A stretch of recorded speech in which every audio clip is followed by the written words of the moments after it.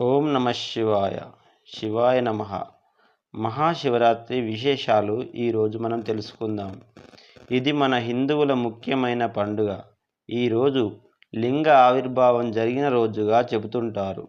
ఇదే రోజు శివపార్వతుల వివాహం జరిగిన రోజు. ఈరోజు రాత్రి శివుడు తాండవం చేసే రోజు. హిందువుల క్యాలెండర్లో ప్రతి నెలలో అమావాస్య ముందు వచ్చే చతుర్దశి రోజున మాస శివరాత్రి అంటారు. అలాగే శీతాకాలంలో చివర్లో, వేసవికాలం ముందు వచ్చే మాఘమాసంలో ఫిబ్రవరి లేదా మార్చిలో వచ్చే 13 లేదా 14వ రోజును మహాశివరాత్రి అంటారు.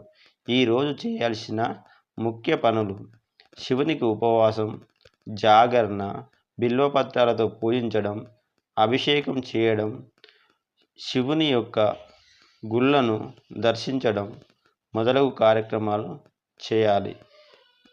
నిత్యం ఆ రోజు మొత్తం స్వామి యొక్క నామస్మరణ, శివనామస్మరణ చేయడం మిక్కిలి శ్రేష్టం. దాని ద్వారా సర్వ పాపాలు, దోషాలు తొలగించబడతాయి. ఓం నమ శివాయ.